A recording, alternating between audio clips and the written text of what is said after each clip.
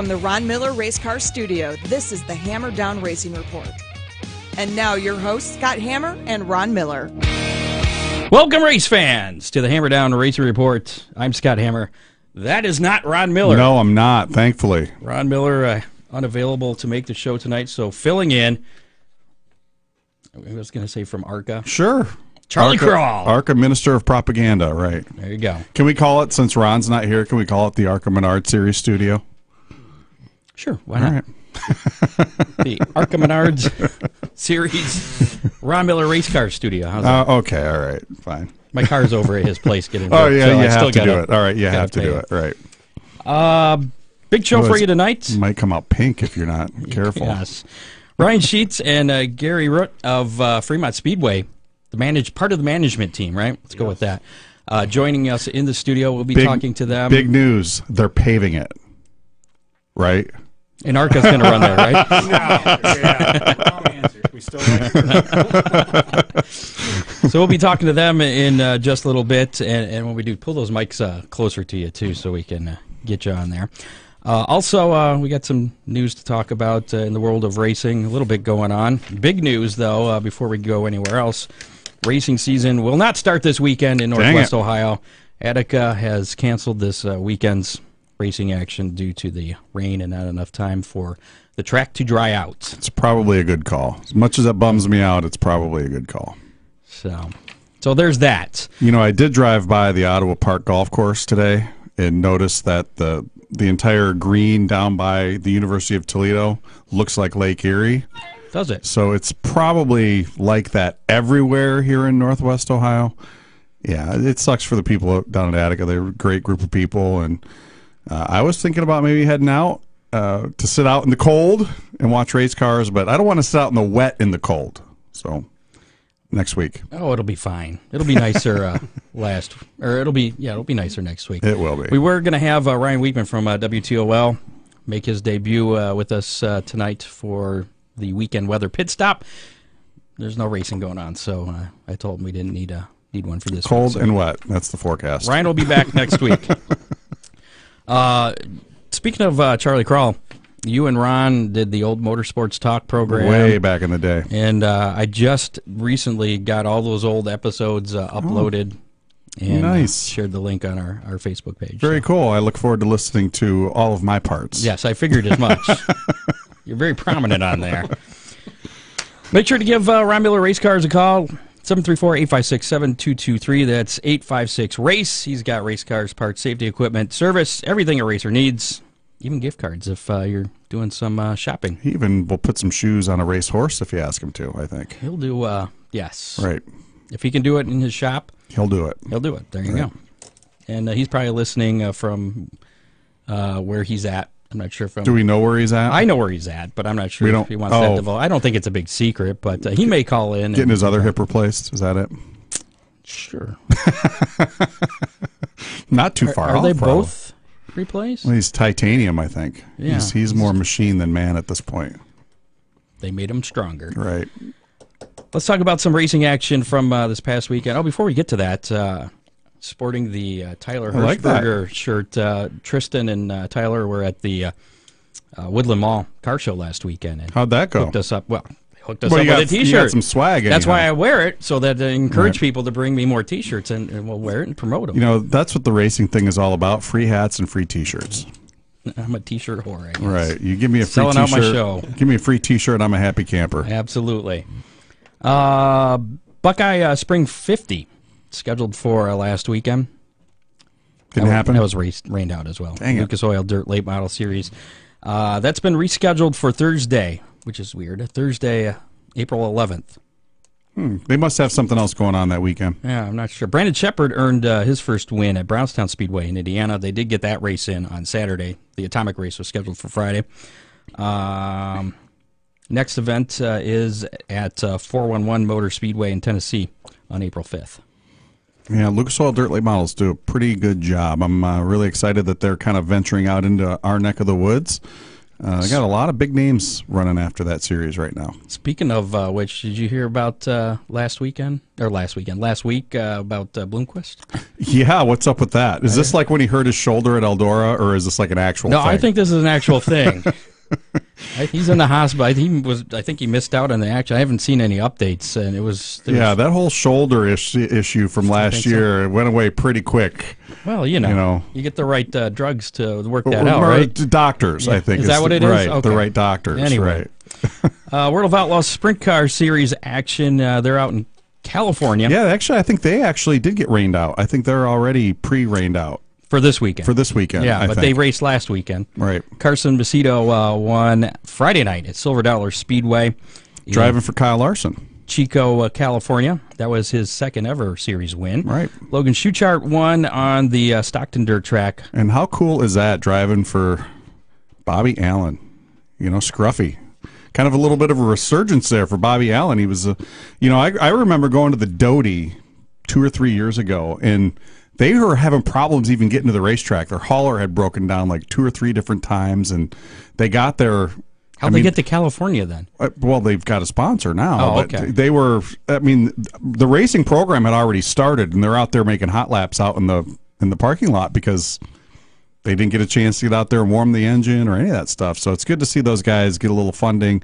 Logan's one of the best drivers on tour. Good to see him racking up a W. I'm loving it. They're going to be at, no, actually, that's right. This was rained out. They were supposed to be at Placerville Speedway this weekend. Oceanville. Ocean Speedway and Placerville. We got to get this rain situation. Yeah, well, that's in California. Right. That's a little different. Right. The Ocean Speedway race has been canceled, and is it Placerville? Yeah. Speedway? That's going to be rescheduled for September 11th, so you got to wait. Yeah, take your time. Back out to take your California. Time. They'll make another swing out west. Some quick NASCAR action. Kyle Busch, he picked up 200! NASCAR win, 200, with the his king, Kyle Busch. Auto Club Speedway win on Sunday. He could not catch Cole Custer on Saturday's Xfinity race, and everybody's making the comparison. We talked about this a little bit last week, where the 200 win comparison, the Richard Petty. There's no comparison. Kyle Busch is way better. You're weird, man. It's like it's apples and oranges. Apples. Who did oranges. Richard Petty beat back in the day? Cale Yarborough and Bobby Allison and David Pearson. Come on, who are those guys? Were you around back in the day? Ron was. Well, yes, he was. Come on. Kyle Busch is out there whipping up on, Ryan Sieg and Ron is listening. Cole Custer. He's and on here. He's really taking it to those guys. No, actually, it is apples and oranges. It is, and I'm only doing this because I know there are a lot of people who do make those comparisons. 200's a big number, man, and you know it as well. It's an accomplishment, right? And you know it as well as I do. It's hard to go to Oakshade in the bomber class and win a heat race, right? It's just a hard thing to do to win any race. I've done it once. I know you have. And I know people who struggled for 15 years to go out there and race, and they might have won a couple heat races and a few features, and it's a hard thing to do. 200 of any type of NASCAR race, it's a big number, man. I'm not a fan of Kyle beating up on the truck and Xfinity deal. I actually wish he would focus on Cup, because here's the way I look at it. So you won 50 some odd truck races and 80 some odd Xfinity races and now 52 Cup races. How many Cup races do you think he would have won if he was 100% focused on Cup? However many he won. I think it'd be more. I think it'd be in the 80s personally. I think he'd already be knocking on the door. He probably would have won more, because he wouldn't have been in that Xfinity Series crash at Daytona where he was out for one, right? So but I just think the Jimmy Johnson model is pretty solid. Jimmy was pretty much 100% focused on Cup. He's got 90 victories and 7 championships. It's hard to argue with that to me.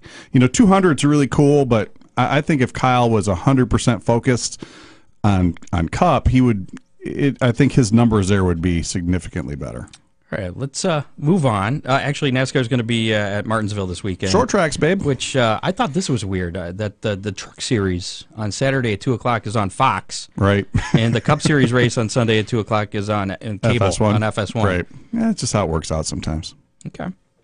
It seems that Truck boys get to play on. the Truck's getting the Get top some bill love. in media Right. there. Right. A little love this weekend. What about the qualifying debacle that happened? How cool this was weekend? that? So I was at Michigan a couple years ago, and during truck qualifying. So the trucks back then were doing group qualifying. Same deal. They punch a big hole in the air. The first guy that goes out is not going to get the pole. He's not going to get the pole because everyone else is going to be drafting off of him. And they all waited until the last possible here's moment what I'm to thinking, go. Though. Why don't they waited so long they couldn't get a lap? Right. But why don't you just go out there and go slow and make someone pass you or something? I don't know. Well, or at least get out there so you make a lap, but going slow, and then you got the pole if nobody else made it. The weekend that I was up there, they all went out and only one guy made it. Ryan Blaney made it back. The other 11 didn't make it in time. And I was like, oh, Blaney, you should slow down and like have your pole time be like 22 miles an hour. How great would that have been? It's on the pole with a blistering lap at 22 miles an hour. That's what he should have done. I actually, see, you're right. I'm a little weird with this kind of stuff. I remember the Formula One race at Indy where they had like 6 cars in the whole race. And I was like, this is awesome. Because it's just a debacle, and it's a debacle. You have to love it. So I thought it was great. None of them made it. It's great. It's entertaining. You're in the entertainment business. How entertaining is that? Yeah, none of you made it. Good. Go to the garage. Well, the crowd booed. Well, they should boo. It's like, yeah, you guys suck. Figure it out. So we'll see. There may be some changes coming to how they do the qualifying. Do you think they'll go back to the single car qualifying? I think that they're going to probably come up with some rules that say if you are in the, whatever round you're in, if you don't make a lap, you'll go. Well, the whole reason they're doing the group qualifying was to try and make it more exciting for the fans. Right. And see, I liked it when they were at group qualifying at Daytona and they all crashed. I thought that was pretty entertaining. Again, you with the strange things that you like. That's good. Hey, I mean, oh, the horror! Right, love it. I'm also a believer that actions detrimental to the sport should be used to promote the sport. So it does get attention. This is creating attention. You're going to throw your helmet at someone. We're going to fine you $5,000 and use that in every commercial we run for the rest of the year. Right. So Tony Stewart did a interview with the Virginia pilot. I know where you're going with this, right? And he responded to the question from them about how NASCAR can get back some of the popularity it once had. And his quote was, I got the whole quote. You ready for this? Bring it. I'm Tony Stewart right now. They've got to get drivers that have personality. It's great having opportunities to drive cars, but shoot, they're not even old enough to go to a bar, and they're trying to make these 18-year-old kids heroes. I'm still a race fan, too, and it's hard for me to embrace somebody who's just graduating high school and they're driving a cup car. What have they done to really legitimately earn their opportunity? There's hundreds of thousands of race car drivers across the country that have clawed and scratched their way at Saturday night short tracks and worked on their cars all their lives to get where they are. Then you get kids with rich fathers and deep pockets that put them in race cars. Go over here. All of a sudden, because they're 18 years old, they think they deserve to be in a cup car.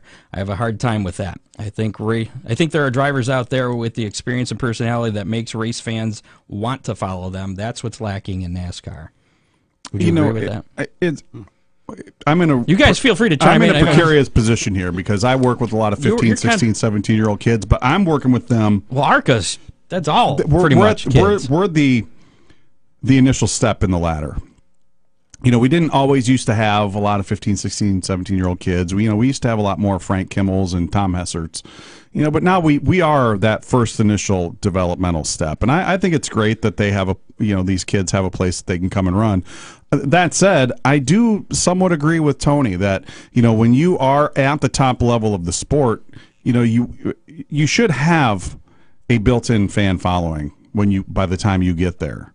So many race teams right now are upside down financially. It costs.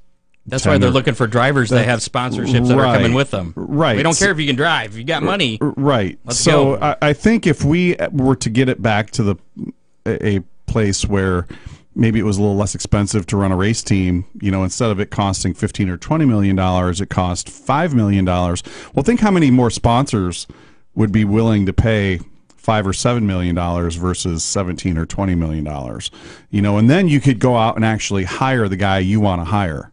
And that's really where we got away from that, was when the costs really escalated and companies started backing out of long-term sponsorship agreements. I know this is something that the NASCAR competition team is really trying to figure out a way to decrease those costs. This is a very important time in the sport's existence, to figure out, where are we going to go from here. But, it's really hard. I mean, William Byron's a great kid. I met him a couple of different times down at the Winchester 400. Great kid. But you're like, wait, what, you're here?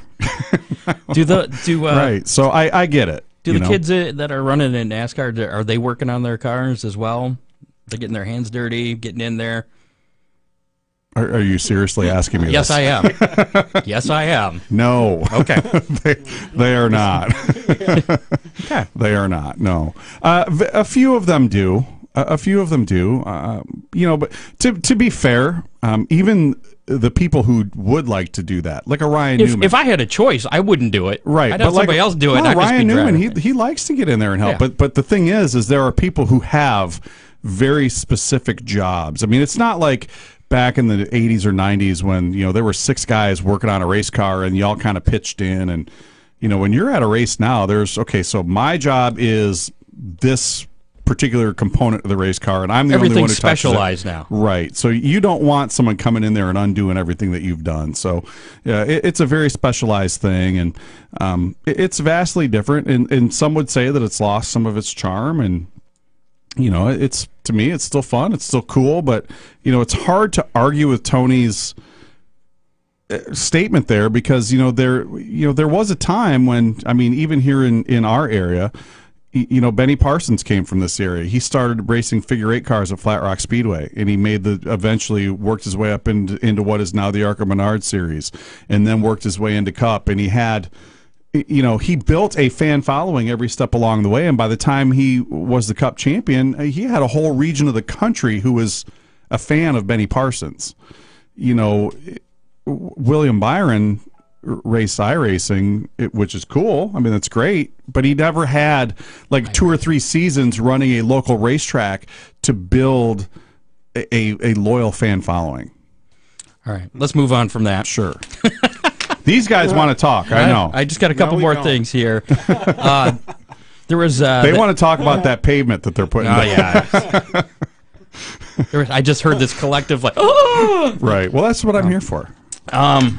What was I going to say? Oh, this auction of the Earnhardt collection. These cars. You hear about that? This is something you should love, because it's another debacle. I actually did. So I took one look at one of those race cars and saw the decals on it and how crooked and out of place they were. I think I read that they were restored or something. How the hell are they trying to pass this off as an actual Dale Earnhardt race car? It doesn't even look like a street stock at any of the short tracks anywhere in this country. And of course, it comes back to no one's surprise. Oh, they actually aren't real Dale Earnhardt race cars. They're still trying to say they are. What a shocker. But there was 20 cars deemed the Earnhardt collection. It included 5 NASCAR race cars, 3 that were supposedly raced by Senior, and 2 by Junior.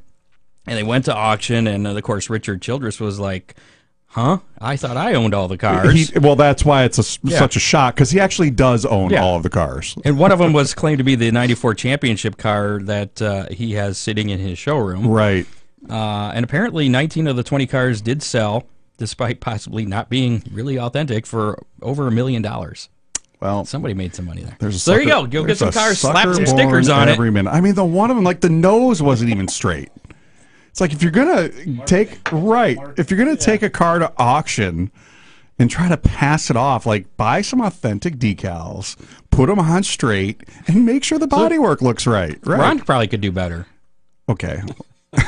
I mean, okay. I mean, he is a sponsor of the show, so. Danica Patrick's going to be in the broadcast booth, joining NBC's coverage of the Indy 500. I'm down. I'll be watching. I wonder if she's going to get in any fights with anybody. I mean, I'll be watching, so it won't be me. You're just going to be watching to see if she crashes and burns. Oh no, I'm a Danica fan, man. Right. IndyCar's actually making their debut for the first time at the Circuit of America. COTA. Circuit of the Americas. COTA, baby. It should be a good. That's a really Austin, cool Texas, racetrack. yeah. It'll be a lot of fun. I got a couple of friends who are down there hanging out. It looks like an interesting track. Right, it is. Check that out. Yep. And Twisty, fast. It's got some fast sections. Very twisty. Very cool. ARCA, the race at Toledo Speedway, has a name. It does. Go ahead. I'll let Hey, you who announced that? I don't know. Where did I see that? I think I wrote. Did you it, write right? that? I think I Right. saw it on Speed Yeah, Sport or Sioux something. Chief Power Pex 200. It's interesting because for 10 years that race has been known as the Menards 200. Yeah. It's kind of. And now Menards is the series. Menards is a series sponsor. sponsor, but they're also going to still be heavily involved in that race. Sioux Chief is a Menards vendor, so it's all kind of still same in the staying in the family. Are they still going to have it where you can get discount tickets at Menards for I the race? believe that is the plan. Right. So we can go to the Menards right across the street. Actually, I don't know how many of them, but all of the Northwest Ohio Menards will have discount tickets on sale, and those will be. We'll announce that very soon when that'll be happening. But yeah, it's going to be really cool. Haley Deegan will be making her initial ARCA debut. ARCA appearance there, and she's going to be testing here before too long. So And she just is coming off 2 wins in the K&N West Series. yeah, it's going to be really cool. That race will be here before you know it. Our next one down at Salem on April 14th. Always one of my favorite races of the whole. Is that the next ARCA race Yeah, on the yeah. schedule? That's like 35-degree banking in the corners. The place is rough and worn out, and it's just phenomenal. Love it. They haven't been going there for a while, have they? It'll be our 105th race there. Is it? Right, yeah. I thought they weren't there for a while. From 1981 to 1986. Okay. All right. Well, the Toledo race, the ARCA race, is going to be on May 19th, and it'll also be broadcast on MAV TV. MAV TV, baby. Ron's favorite channel. We want you to come and watch it in person, though. Okay.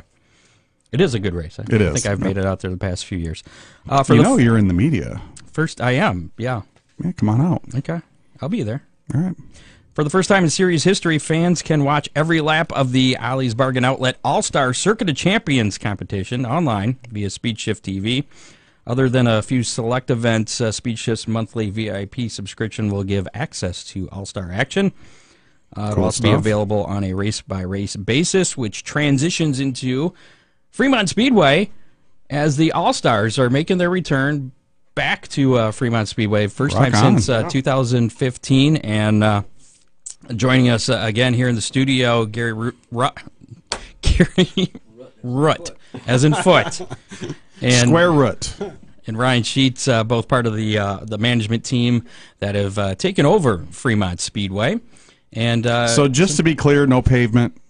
No right. oh, that was the big announcement. We were talking Sorry. about maybe the drive on Oh, okay, all right. I get you. It's probably already out there already about Right. the blacktop. Ron was trying to get Scott Schultz to Undo the pavement. undo the pavement. Well, I think they're having the monster trucks out at Toledo Right. Speedway. Spread that dirt out and let's do some dirt racing. Berlin does it. Yeah, exactly. All right. Anyway, Mansfield. yeah. Yeah.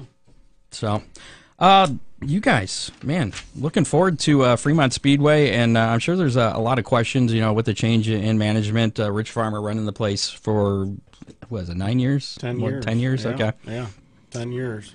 And you guys, it sounds like a lot of good things on tap, and maybe a few little changes. I guess first off, how has the transition been taken over from Rich Farmer? Well, honestly, I don't know where the last 3.5, 4 months have gone because I don't care what anybody says. It's a lot of work to promote a track, a lot of work behind the scenes. But yeah, right off the bat, back and we kind of got a late start.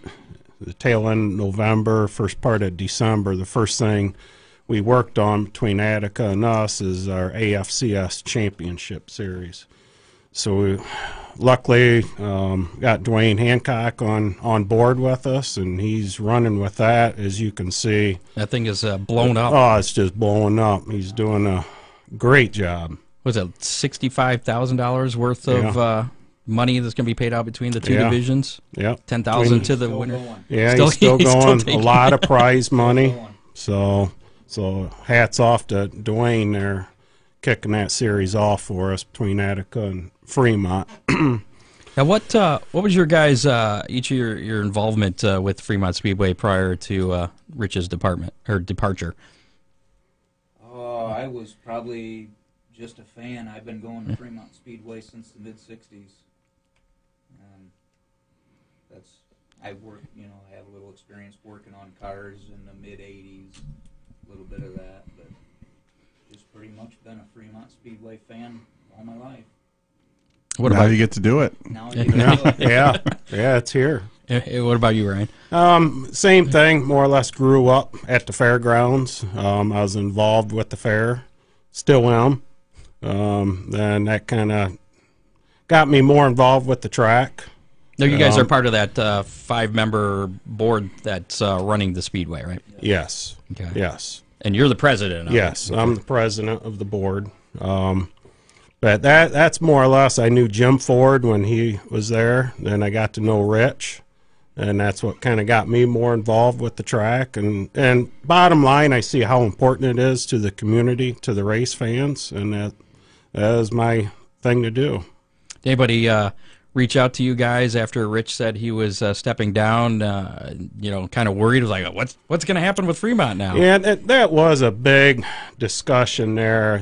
Actually, just about a year ago, we knew Rich was stepping away, so we're trying to get geared up for what we're going to do for the 2019 season. So after the race season back in October, we met with quite a few people and really couldn't come up with a good solution on the proper way to run the track, the next promoter. So that's when we decided, well, let's do this ourselves. Let's promote this track and run with it. So what's been the biggest surprise so far now that you've jumped in and taken the reins? What's been the biggest surprise as track operators? I don't know. Every day. Yeah, there's a lot of surprises. How it's got to be really strange because I'm sure no one wants to call and give you any advice on how to do it, right? Like none of the fans. No, they keep their opinions to themselves. Oh yes, absolutely. And that's the biggest thing we've learned is during the off season just how much work it takes getting out, getting the sponsors on the same page as what we are, and promoting a track. We get a lot of people that's been at that track for years, and they come up with ideas. Back in the '70s, we used to do it this way and that way, and it's just kind of neat to hear stuff like that. And you might be able to throw something like that in here and there, and bring back a little bit of the way things were. Yeah. Now, I was talking to you guys before we went on the air here. The fair board actually bought the track from Rich a couple years ago. Yeah, that assets. The fair board always owned the track, the property. But basically they have everything. Yeah, the fair board has everything. Everything's under one umbrella now. You guys have control of everything. You don't have to any outside So how we run it, it's a whole separate identity, though. So from the fair board. From the fair board. So we're completely away from the fair board. So it's a 5-member board. And we get to run it as we need to make it successful. Big question, anything that fans or drivers will notice different about the track or the events going on this year? Other than some obvious thing like the All-Stars coming back? Yeah, we're hoping we have a good crew lined up to start on the track.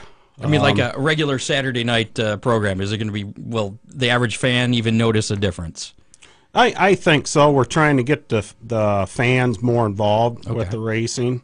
We're having a few more meet the drivers, the fans meet the drivers, a few kids' nights. I was talking to your pace truck driver, the pace truck driver Mike. at Attica and in Fremont last week about you guys have that Twitter contest where you get a ride with the pace truck. Yeah, you guys going to keep doing that? Keep doing that. That seems to be pretty popular. That's one thing. Shelley Farmer always done a nice job on is trying to keep the fans somewhat in touch with the racers and have more meet and greets and keep them involved. Well, one of the things that I remember when I was a kid that really got me into racing, and it's really hard to do now, because we're all much busier than we were 30 years ago. But I always thought it was really cool when the races were over and, you know, everyone was waiting out the payoff line. And, you know, it's just a great time to come out there and you get to talk to whoever you want to talk to. They're all waiting there. They're all getting some money, so they're all happy. You know, and the two guys who aren't happy are the two that were fighting for the win. And, you know, I just think that that's kind of what we're missing as an industry right now, is we're missing a chance for the average fan to get a chance to come and chat with the drivers. Now, a lot of places, Eldora, when the races are over, they'll open up the gate and you can go down into the pits. But the problem there is everyone's in such a hurry to get out and get to the next one that they're already packed up and loaded, and which we do that too. And on their way out. We get the gates opened up as soon as we can. We try to rotate the order of the night so that the 410s occasionally are the last ones to run. And then Brian Smith actually started a deal 2 years ago, I think. He's got a traveling trophy that he passes out to the last 410 to leave the pits. And which is a neat deal. I think that what we've got to do is we've got to convince the drivers and the owners and the teams that it's actually in their best interest to hang out for a little bit. Absolutely. You know, if you didn't take off so quickly, you'd sell some T-shirts to those people who are back there wanting to chat with you. You know, that's where I think so many of these, it's a little short-sighted, is we do have the opportunity to not only, I mean, you sit there and chat with someone for 5 minutes, they're going to remember that. You might not, absolutely. but that fan's going to remember that, and the next time he comes, he might buy your T-shirt, or 2 years from now, or bring some friends, right? And they will buy your T-shirt. I mean, that's what it's in. You have to put the time in and invest that time with your fans, and it was such a natural thing back then because you did stick around and wait to get paid, and now we all do it real wire transfer and direct deposit and. But we have to figure out a way to get the people and the race car drivers to intermingle. Yeah. And that's a whole, actually, we're just talking about the same thing last weekend is how to get the driver and the fans more involved with one another. Because last year, I felt bad quite a few nights at Fremont. I'd be walking down through the pits. Of course, after the races, you have the fan base coming in, trying to meet some of the drivers, and I look around, there's not many trailers left. Right. And exactly what you were saying, if they just hang around a little bit longer. Right. And and it's hard for us because we're there every week. We're delay the payout a little bit longer. Right. But it's hard for us. I think we somewhat take it for granted because every time I go to a race, I go and sign in and I'm walking in the back and I'm talking to whoever I want to talk to, and you can go, if I'm at Eldora, I can go up and talk to Steve Kinzer or Sammy Swindell or Scott Bloomquist or whoever. I have that access, but the 18,000 people in the grandstands don't. We've got to figure out a way to make that happen. Yeah. They can buy a pit pass, though, right? They can, but not, if you're bringing a family, though, that's probably going to be that's so you can't bring your It kids, makes it and kinda difficult. and there still are a lot of people in our audience who just they don't have that extra money to go and do that, even if it's just a $10 upgrade. That's hard for them. So what was great about it was those race cars were all on open trailers out in the pits. You could go up and put your hands on the tires, and they were still warm, and the driver was sipping on a beer, talking to his buddies, and you could come up and he'd sign your hat or your flag and pat you on the head, and all that stuff. We've got to find a way to get that back. Maybe not that, but that feel, that atmosphere. Those are the things that make you come back That's when, what you when remember. you're our age. Right. You remember that from Absolutely. the 60s and the 70s. I remember it from the 70s and the 80s. And, there's a whole generation of kids that we leapt over that. I remember at Fremont Speedway, they used to put the kids sitting on the trunk with their legs bad through the window and give them a ride around the track. Liabilities may not make that happen so much these days. Toledo Speedway, when I was a kid, they used to throw us on the back of the wreckers and let us go around on the open wrecker. It's insurance that's killing races. Right. Yeah. But we have to find a way to get that connection back to, and in this at every level of racing. Same thing. It is. It's the same problem in NASCAR. It's the same problem in IndyCar. It's the same problem. The one form of racing that I think that this is not a problem with is NHRA, because every ticket's a pit pass, and you can walk up to whoever you want whenever you want. But for everybody else, we've got to find a way to rebuild that connection. And there are a lot of people who really get it, and it seems like you guys are working hard to make it happen. Yeah, we are. Actually, we've gone as far as, we haven't picked the races out, but before the last race, the feature, we want the cars parked on the front stretch like what they used to do. Park their cars, get out, and have the fan base come out, meet with the drivers quick. Right. 5 minutes. Come out on the track? Yeah. Cool. Yeah, or the drivers go up in the stands. We haven't decided which way, but have them come to the fence and sign autographs for 5 minutes. Yeah, for 5 minutes. And that's what was great about it, was because back when we were kids, they would drive their cars out, park them out on the front stretch, and they would automatically. You didn't have to tell them to go to the fence; they just did it. Mm-hmm. And somewhere along the way we lost that, and it's as an industry we need to start doing much more of that. And it looks like your first Meet the Drivers night's scheduled for May 18th at Fremont Speedway. Yep. So cool. Let's move on a little bit here, and let's talk about this All-Star deal. How big was that, and how did that come about? Wow. I mean, how much work was involved in making that happen? It come down basically 1 week. Ross Paulson actually come to us and says, I don't know if you guys are paying any attention, but this May date is open. In which normally it's full, if I'm not mistaken. Wayne... Yeah, that's part of a 3-day weekend with Attica and Wayne County, isn't it? Yeah, Wayne County. Wayne's Field. Is it or no, Wayne County, you're right. Yeah, Wayne County. So Ross pointed out, says, you might want to touch base with Jared or Tony. So we end up getting it worked out. When did you start talks about that? When did that start? Just about a week. It was mid-May. I mean, it was, I'm sorry, mid-February. It was, wasn't it? So this we deal had actually put our schedule out. Yeah, the schedule was out. And of course, we made a couple mistakes prior to releasing our schedule. So we had 2 releases of the schedule already.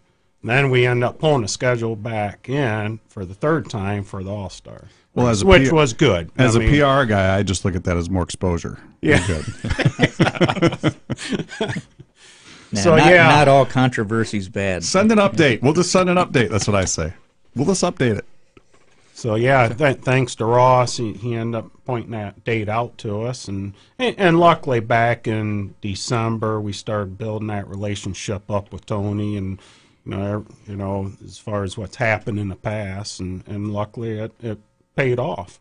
Any insight into what happened in the past you want to share? Or not really? Okay. No. We have no idea. No idea. Things are good now. Things that happened under previous regimes no longer matter, right? Yeah. So you guys have a good relationship then with the All-Stars, and it's like being jealous of the ex-boyfriend. Come on, doesn't matter. Any possibility of more All-Star races going into next year? Yeah, 2020 looks. Yeah, we're very hopeful. Yeah, very hopeful. So you got your foot in the door with this one, which is which we weren't really expecting this year already. On it, we were figuring to be at this point maybe next year. Yeah, and then maybe 2 years down the road get some more. But are there any other touring series that you guys are looking at, down the road that you'd like to maybe think about bringing there or bringing back? Not just open wheel stuff. Are there any stock car tours or any late model tours that you're looking at? ARCA's not going to race. Well, that. ARCA's not coming. Okay. Right. Yeah, we're already talking about 2020, since we do have to. Hopefully, we're getting an earlier start than what we did this past year, but we are talking to a couple people about 2020. Oh, fantastic! Some special late model shows, trying to work on with late models, modifieds. Yeah, modifieds. When's the last time modifieds have been? I can't. Probably been a while. Yeah, it's been a while. Yeah, probably been a while. So back to this, the All-Star show. That's actually coming up on May 26th, and it's going to be a Sunday night, right? That's Memorial Day weekend. It is the day of the Indianapolis 500. So it's a big racing weekend for you guys. Yeah. Interesting. So, they're at Attica, Waynesfield, and Wayne County. Or Wayne County, I'm sorry. I screwed it up the first time. Now it was your turn. So you got 2 nights of racing that weekend, because you got the Saturday night show with the Fast 410s, 305s, and the trucks. Yeah, double. So it'll be a busy weekend. well, that was because you had that scheduled before you. Yeah, knew the we had All-Star that race. scheduled prior to the All-Star show. So One of the things that I see happening throughout short track racing, particularly dirt track racing, are the midweek shows have become pretty popular. Is that something you guys have given any thought to, or is that even possible with your relationship with the Fair Board? no, we haven't talked about it. I guess it hasn't even been brought up as far as having a week. You do. There's that race, one but- race that's during the fair. During the fair, I know. Yeah, right? yeah, our that's a Tuesday Tuesday. night 3:05 show. I think that got rained out last year, though. Yeah. unfortunately. It did. Yeah, That's which always was- a big one too. Yeah. So you mentioned late models. What went into the decision to drop that class for this year as a regular event on Saturday nights? The biggest reason is the payout. Just never grew. Yeah, it hasn't grown for. I think Rich had them out the last 9 years, and it just never grew. It sounded and like there's certain reasons why it didn't. After talking to a few guys the last couple months, maybe possibility some reasons why it didn't grow. Some rule, if we modify some rules, maybe we'd draw some more to the Fremont track. I mean, if only there were other racetracks in the area that ran late models that you could just run the same rule package. I don't know. That makes sense. The problem is, I think It does. some of The problem is Yeah. they run on The our city- night. That's the other problem, though. Yeah. And I think it's got to be tough for you guys because I think you're more well known as a sprint car track. Yeah. I always would go and I go, oh, that's right, they run late models here too.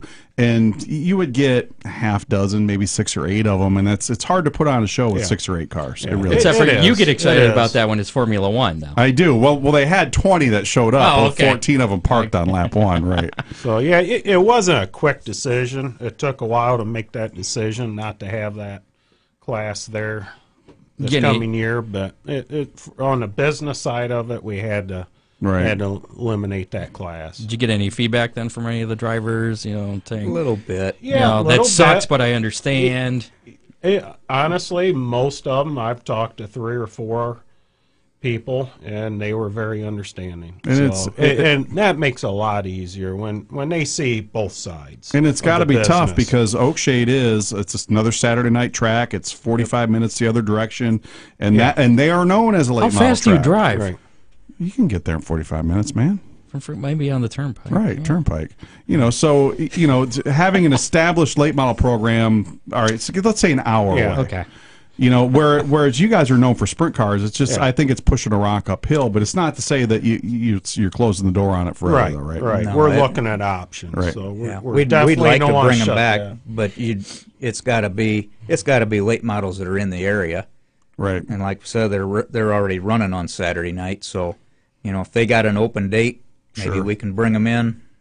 Sure. That's kind of what we're. So it sounds looking like you guys are open to it. You're not closed off on anything. Just you're pretty But open. as to far new as ideas. what you guys do week in and week out, your sprint car program, Top notch. it's got to be cool to be like one of the rare tracks that runs a winged 410 sprint car program every week, and you guys have full fields in both divisions week in and week out. Yeah. And that's one reason we decided to take being next promoters because of the history there of the open wheels. I mean, we have quite the history, and known for good shows. Right. So, I can't remember So going there's- to Fremont for a sprint car show and leaving disappointed. It's always been a great program.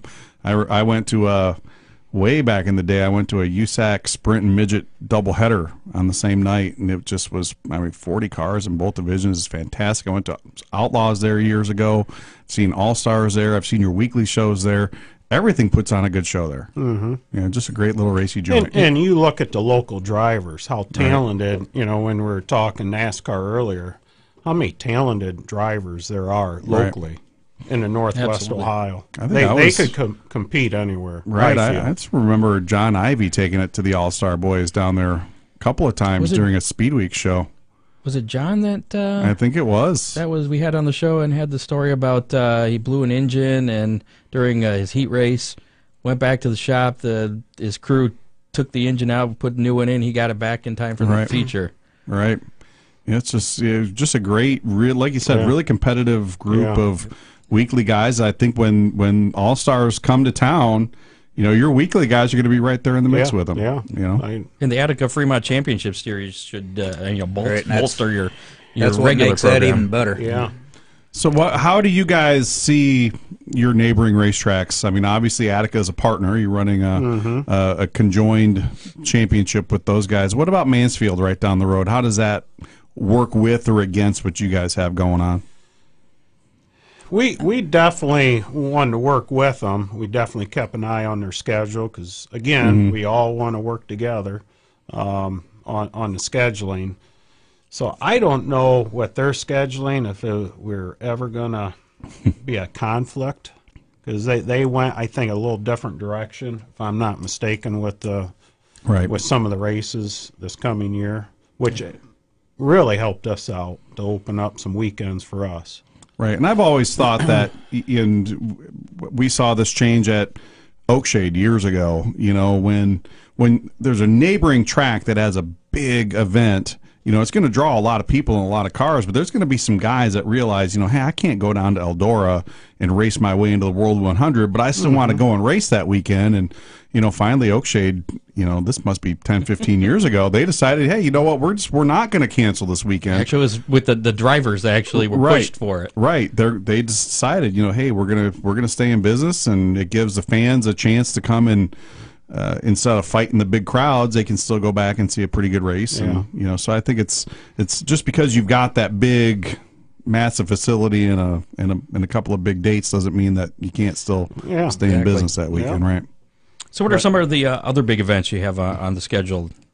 Well, of course, our Jim Ford weekend on a Friday and a Saturday night, September 20th and 21st.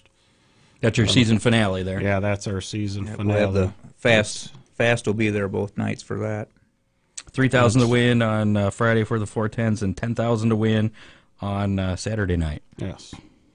It's a lot of money. Yeah, it is. I should That's a become a big sprint car weekend. driver.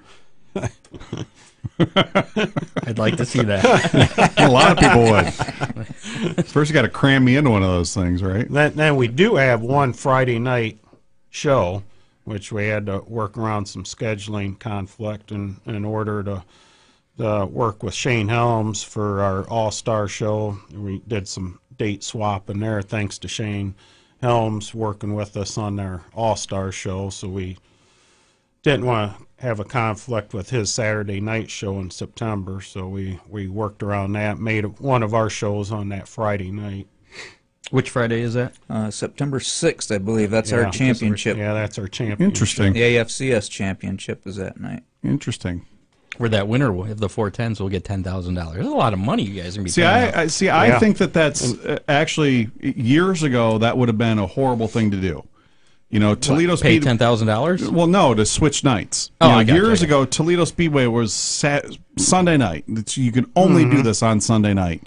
And now I think even though you guys are known as a Saturday night track, I think the one time a year you go and do it Friday night, you can draw all kinds of attention towards that and say, hey, this is a really special deal. We only do this one time a year. It's our championship night. Come on out. It's easier to promote it in the digital age, too, and get that information out. So I hope it works out for you. Yeah. I think that's a great thing. I really do. So when's your season kick off here?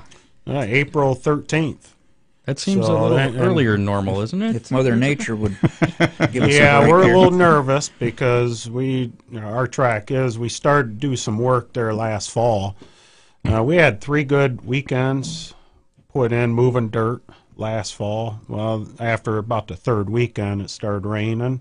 It's been raining ever And since. it's been raining ever since. So, yeah, that track makes us nervous right now. We were out working in the rain last night. Yeah. On it, as a matter of fact. Once it starts that's- drying out, I think we'll be all right. Yeah. So that's our biggest hurdle right now You for got the to opening avoid night. the April showers. Yeah, absolutely. And opening night is going to be actually it's a AFCS It's an show. AFCS. Yep. That's, 410 305s and the trucks. Is that the first Attica Fremont Championship Series yes. event? Yep. Be the Attica first one opens for up. us. Attica will have it Friday night. Yeah. And Yep. And is that going to be a regular time? I know last year it was an afternoon event. I actually went to that. It's the opener Any chance that you may switch the time if the weather is bad, or is it depending on the weather? Yeah, is it Saturday I night? remember or that last year. Yeah, because it was so cold. Yeah, we moved it up to try to beat that, Which was nighttime nice. I appreciated temperature. that. Yeah. So no, that's a very good Something to consider. something to consider. Okay, so make sure to follow Yeah. the Facebook page, the Twitter. I'm assuming. What's your Twitter account? What's that? What's the Twitter account for the racetrack? I think it's at Fremont Speedway. Is that right? I believe that's what it is. And the website is Fremont OH Speedway. It's that one out in .com. California is one you got to worry about, right? Fremont, California racetrack. Actually, the weather's nice out there. Right. Yeah. They got in on the web business like a week before you guys did and snatched that one up, right? Well, I was going to ask this, and Steve Miller on our Facebook Live here wanted to know, because Ron always asks this of everybody, because he loves to run his Outlaw. Any chance at some point in the future there'll be a Run What You Brung show? You never know. Have him tell Ron he can bring it and run it with the sprint cars. You just told him. All right, Ron. Bring your late model and try to run it with the sprint cars and see what happens. I don't think he'll pass tech there. Right. Something They'll still take his pit pass money, though. But I mean, is that something maybe to look at? Because there has been Run What You Brung Absolutely. shows in the past. We're looking at everything. Okay. Hey, an ARCA race isn't outside the realm of possibility. All right. Yeah. So 2020 could But see. we aren't going to pave it. It'll be a dirt arc. All right. Hey, we run on dirt. We run on dirt, right? Yeah. It'd be fun. Be fun. No, it's actually I like what you guys are doing out there. I think it's going to be a great season for you guys. I think that's the biggest jump that a lot of people take is that from race fan to Ron says he's in. and- I think he's responding to your running with the sprints. All right. Well, we'll see what we can do.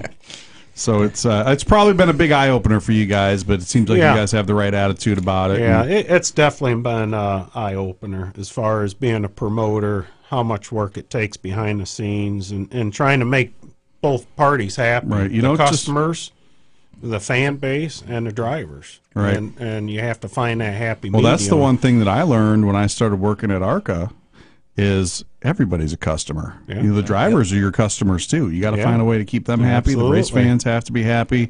Your sponsors or your clients, they have to stay happy. It's a very Balancing. delicate And- balance. And, It and is. with that, with the going back to the All-Star announcement, that definitely helped our sponsorship. right. I bet. Adding that show in there. Oh, that's a big It's a show. big one.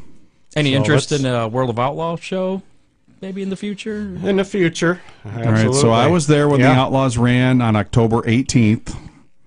I was there Of what that year? night. This was 2016 or something. This was a few years ago. It was a little chilly in October. Yeah.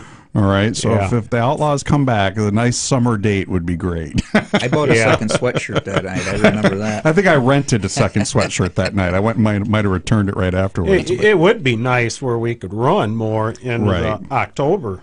You know But what? these And falls I'm are a believer in just- that too. Because I got to tell you, I know there are a lot of people who are like, "Well, football started, and we can't."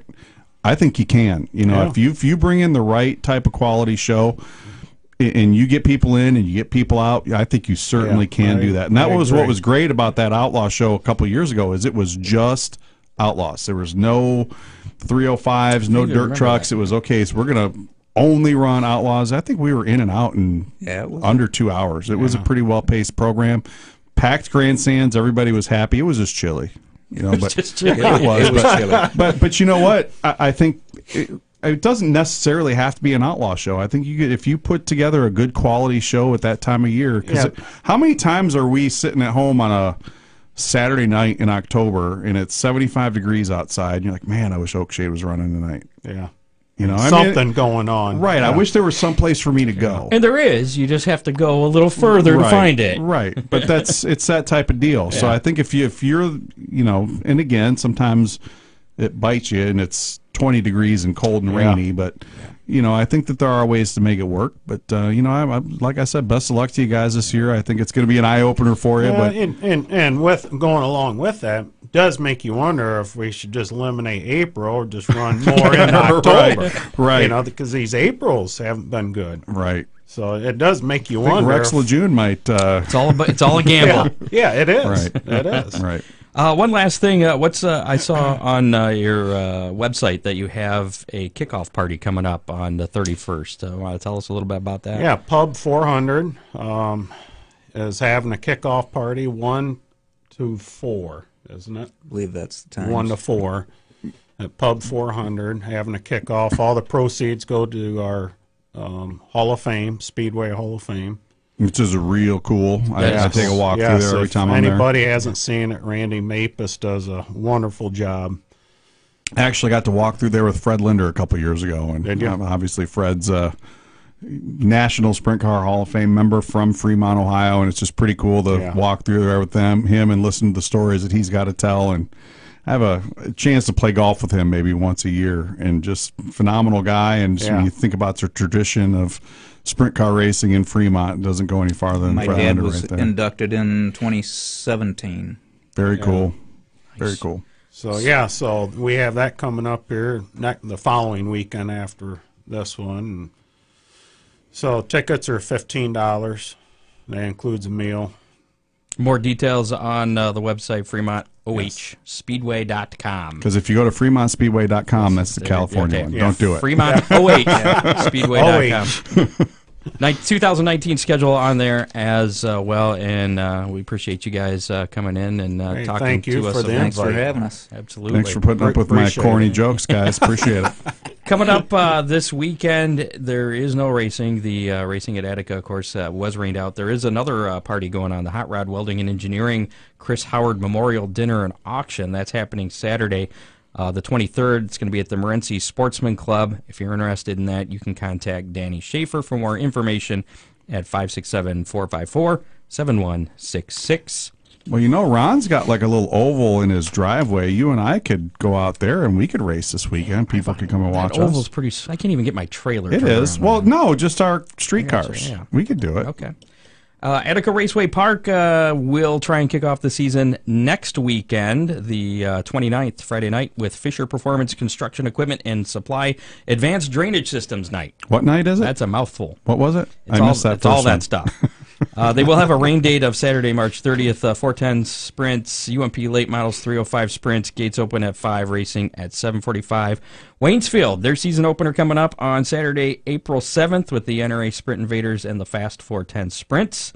That's a really cool joint too. They're only running a few events this year. I went to a sprint week show there a couple of years ago. First time I had ever been. Just what a cool joint. Heard good things about it. Really neat place. Then Fremont Speedway next to get things going. That's Saturday, April 13th, once again with 410s, 305s, Attica Fremont Championship Series, and the trucks. Gates open at 4, racing at 7. General admission at $15 for that. It's Union Trades Community Night. We're on this page now. Sandusky Speedway. They get things going that same weekend with their All Jacked Up weekend, Saturday, April 13th and Sunday, April 14th. Saturday is going to be the Lake Erie Stock Series. Sunday is going to be a 200-lap enduro. More information on that at SanduskySpeedway.com. Toledo Speedway. Oh, these are big, man. Gets things going with the Ross Mortgage Spring 200 presented by PNC Bank. That's Saturday, April 20th with the ARCA Late Model Gold Cup Series going 100 laps. The ARCA CRA Super Series late models going 100 laps. Boy, and then you talk about 3 o'clock for that. It's opening up really strong. Toledo follows that the next weekend with the USAC Silver Crown and a non-wing sprint show. Is that the Raleigh Build Classic? It is. So USAC Silver Crown, 100 laps, a 50-lap non-wing sprint car feature as well. That's a qualifier for the Little 500. Toledo's only got 10 shows this year. Those first 2 are killer. Great shows. Oakshade Raceway kicks off their season Saturday, April 27th with Bill Reckner Memorial featuring UMP Sportsman, Bombers, and Compacts. Gates open at 4, racing at 7. And Ron will be out there with his Outlaw late model, beating up on the Bomber guys. Sure. Eldora Speedway kicks off their 66th season Saturday, April 27th as well. It's an American Late Model Series show paying $5,000 to win. They'll also have the NRA Sprint Invaders, Dirt Car UMP Modifieds, Eldora Stocks, General admission $19 for that, reserve tickets $24. Flat Rock Speedway. They're going to get things going with a special Sunday event. Sunday! April 28th with the Motor City 200, the CRA JEGS Series late models going 100 laps, CRA Junior late models, their very first event, right? 25 laps. And the iCar All-Star Modifieds going 75 laps. Should be a good show. Add all that up, you get the 200. Should Racing be a good show. Starts at 2 o'clock, so another afternoon event. And finally, last track scheduled to get things going this spring. Probably the smartest out of everybody because they're waiting until May is Limaland Motorsports Park. It's their season opening shootout Friday, May 3rd, featuring the NRA Sprint Invaders modified stocks. Pits open at 4:30, grandstands of 5, racing at 7:30. Not that I want this to happen, You do. but just watch. They'll get rained out that night. Just because he said that the smartest. It's all your fault. And it will be my fault, yes. Thanks to Dave Kemmer for helping book you guys to come in and everything else. He does a lot of prep work for me. I did no prep work today. I know. just showed up. Well, Can you tell? I just asked you to come in the other yesterday. I mean, some people would have spent like hours doing research. Like, I didn't even know who won the NASCAR races last week. I find that hard to believe. I do. Next week on the show, late model driver Matt Shipley will be in here. He'll be talking about a marketing program that could help out local racers. Shipley. That's what I said. All right, just checking. Don't be full of Shipley. All right, just checking. And thanks to everybody who came out for our special live broadcast at the Woodland Mall last week. Oh, you were live last week? We were our first You had a on-location broadcast last week? Friday night. Our first on. We were outside the Ron Miller Race Car Studio for the first you learn time. something new every week. I didn't. I thought this was the first show of the year. Thanks for listening to the podcast. Appreciate it. Make sure to listen to us on iHeartRadio, iTunes, Google Play, Where can my girlfriend listen to this? She's dying to know. Facebook, iHeartRadio, She iTunes. could be watching me right now. She could be right now. Every Thursday night, live at 7 o'clock. Man, if only there was a way we could get the word out about this. I know, it's crazy. Make sure to give Ron Miller Race Cars a call. Again, thanks for him for being the official sponsor. 734-856-RACE. There you go. I still remember That's it. impressive. I still remember it. I You want a always cell have to phone look. number? He gives that out. I know It's he like, does. I remember Crazy. the last part. It's He's like, a crazy old man. It's on his answering machine if he's not is. there. Right. So we'll see. Should be back next week. Oh, thank goodness. I don't want to do this again next week. Well, Charlie, thank you for sitting in for Ron. Thank you both for coming in, Gary and Ryan. Hey, thank you. Tune in next week, Appreciate it. 7 o'clock. Hammer Down Racing Report. We're out. See ya! You have been listening to the Hammer Down Racing Report from the Ron Miller Race Car Studio. Listen on demand on iHeartRadio.